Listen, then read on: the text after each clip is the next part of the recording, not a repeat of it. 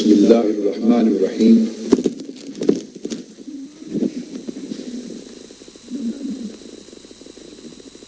السلام علیکم ورحمۃ اللہ وبرکاتہ.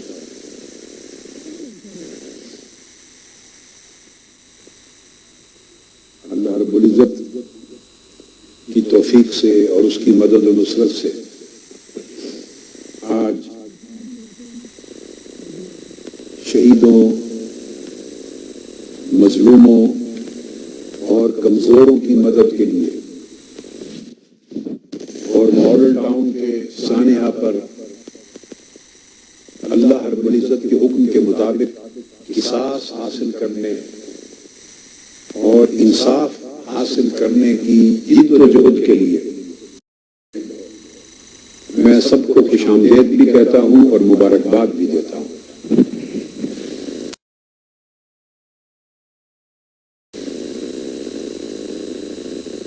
اس موقع پر جو شریک ہوئے ہیں آج کے احتجاج میں، انہوں نے نہ صرف اپنی قومی اور ملی ذمہ داری ادا کی ہے بلکہ دینی اور ایمانی فریضہ بھی ادا کیا ہے. اس لیے کہ اللہ رب العزت کا فرمان ہے کہ ایک جان کو جو شخص ناحق قتل کر دے، صرف ایک جان کو، اس نے گویا پوری انسانیت کا قتل کر دیا ہے. یہاں واضح طور پر 17 جون کو ریاستی دہشت گردی ہوئی ہے.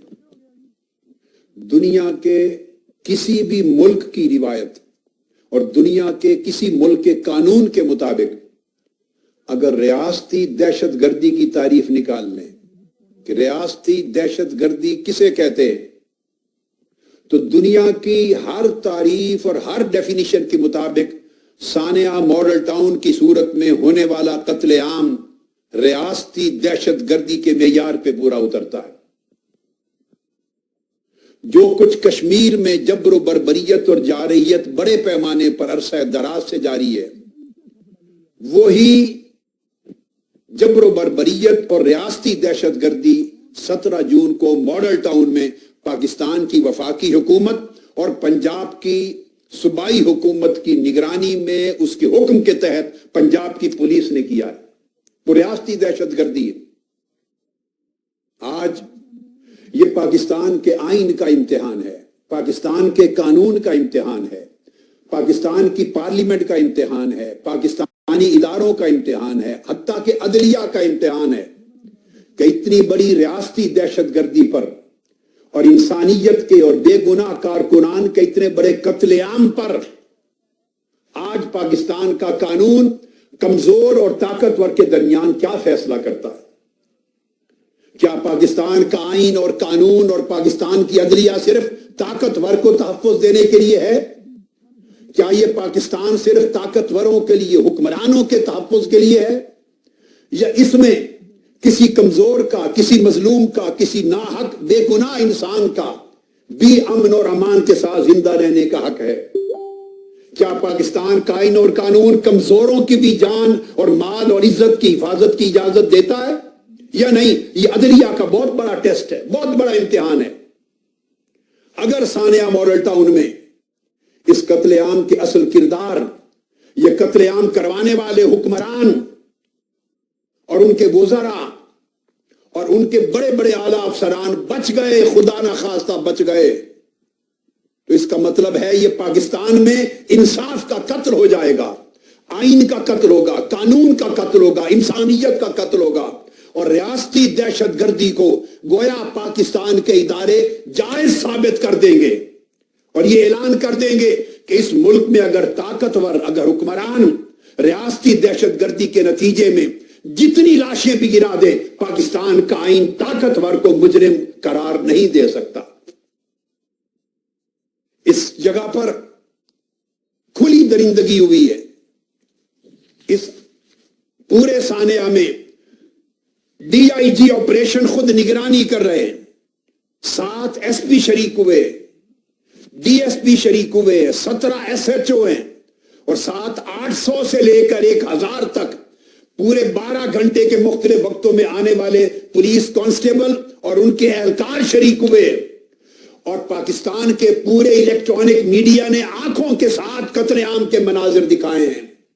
پاکستان کی 12 کروڑ عوام نے، 20 کروڑ میں سے کم 12 14 15 کروڑ عوام نے لاشیں گرتے ہوئے لوگوں کو دیکھا ہے، گولیاں چلتے ہوئے لوگوں کو دیکھا ہے، بربریت اور جاریت کا ارتکاب کرتے ہوئے گولیوں کو دیکھا ہے.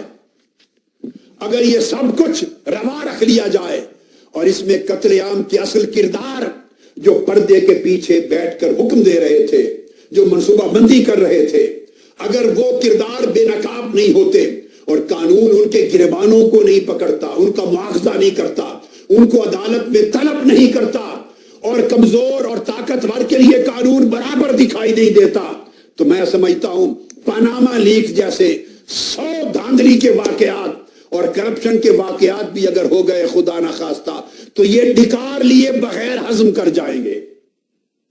پاناما لیک جیسی کرپشن کے سینکڑوں واقعات ان کا بال بھی بیکا نہیں کر سکتے. اس ملک کے ذریعے دنیا کو میسج جائے گا کہ پاکستان ایسی سرزمین ہے کہ حکومت اور سلطنت کے اہرکار اگر سینکڑوں لوگوں کو گولیوں سے چھلنی کر دیں، خون بہا دیں، انسانیت کا لاشیں گرا دیں، ناحق لوگوں کا، بے گناہ لوگوں کا، نہتھے لوگوں کا، تو پاکستان میں یہ امر جائز ہے. یہاں طاقتور کی گرفت نہیں کی جا سکتی.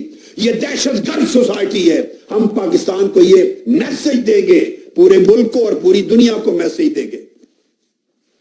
عدلیہ کا بڑا امتحان ہے. آج امتحان ہے عدلیہ کا.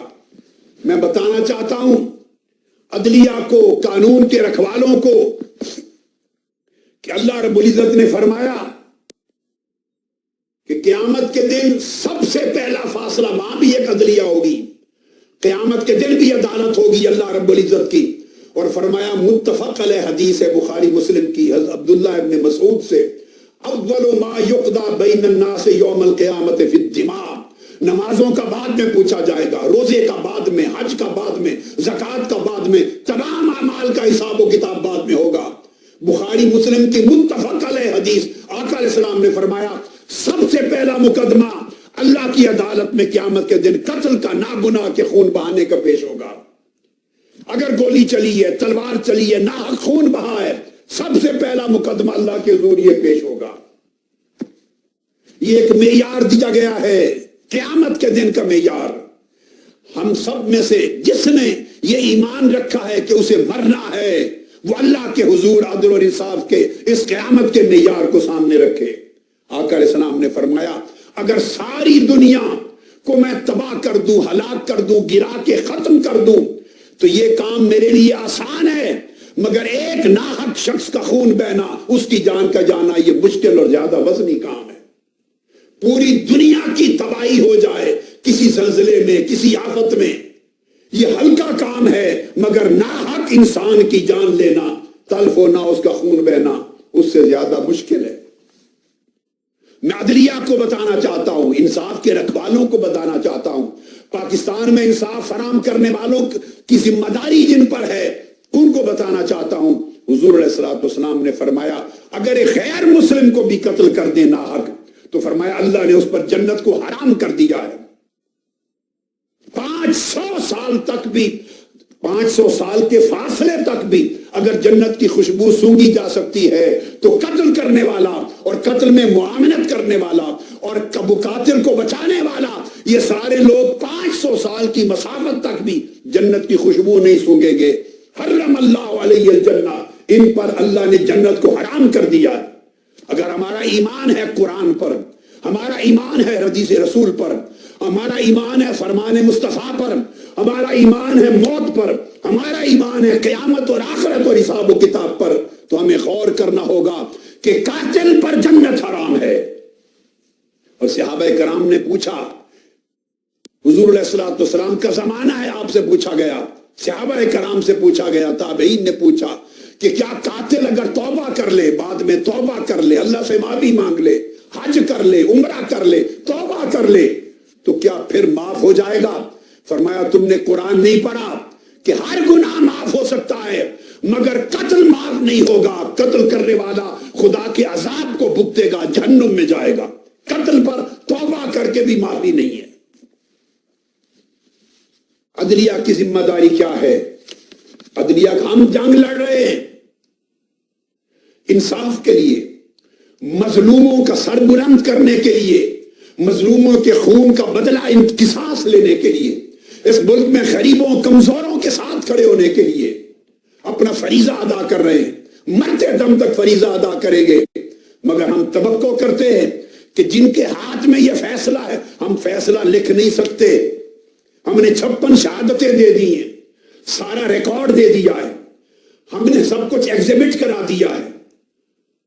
اب آگے مرحلہ آ گیا ہے کہ کون طلب ہوتا ہے، کس پر فرض جرم عائد ہوتی ہے، کون ماڈل ٹاؤن کے قتل عام کا ذمہ دار ٹھہرایا جاتا ہے اور کون نہیں۔ اگر بکریوں کو ذمہ دار ٹھہرا دیا گیا اور بکریوں کی ماں کو چھوڑ دیا گیا، اگر کارندے ذمہ دار ٹھہرا دیے گئے اور کارندوں کو حکم دینے والے چھوڑ دیے گئے، اگر قتل عام کرنے کے لیے گولیاں چلانے والے، 1000 کا دعویٰ بولنے والے، اگر ان میں سے چند بندے، بچے بچوگڑے، ملازم، نوکر، غلام، اگر انہیں ذمہ دار ٹھہرا دیا گیا اور انہیں قتل عام کرنے، دہشت گردی کرنے پر بھیجنے والے، منصوبہ بندی کرنے والے، پیچھے بیٹھ کر اطلاع لینے والے، رپورٹ لینے والے اور آج تک ان کو تحفظ دینے والے، انہیں ملک سے باہر بھجوا کر فرار کرا دینے والے، انہیں اعلیٰ منصبوں پر بٹھانے والے اور انہیں قانون کی گرفت سے بچا کے رکھنے والے، اگر یہ ظالم جن کا کردار یزید اور ابن زیاد کا کردار ہے یہ بچ گئے تو پھر قانون قتل ہوگا، قانون قتل ہوگا، انصاف قتل ہوگا، انسانیت قتل ہوگی اور پاکستانی معاشرہ قتل ہوگا۔ حضور علیہ السلام نے جج کے لیے فرمایا عدلیہ کی ذمہ داری کیا ہے؟ فرمایا جج 3 قسموں کے ہیں، 2 قسموں کے جج جہنم میں، دوزخ میں جائیں گے، 1 قسم کے جج جنت میں جائیں گے۔ حضرت بریدہ نے روایت کیا، آقا علیہ السلام کے فرمان کو حدیث سے صحیح ہے، فرمایا 2 قسموں کے جج دوزخ میں جائیں گے، 1 قسم کا جج جنت میں جائے گا۔ پوچھا گیا یا رسول اللہ وہ جہنم میں جانے والے جج کون ہیں؟ فرمایا ایک وہ جج جس نے حق کے خلاف فیصلہ کیا، جو اصل ملزم تھا اسے ملزم نہ ٹھہرایا، مجرم کو مجرم نہ ٹھہرایا، مظلوم اور کمزور کو فیصلہ حق پر مبنی نہ دیا، جس نے حق کے خلاف فیصلہ کیا۔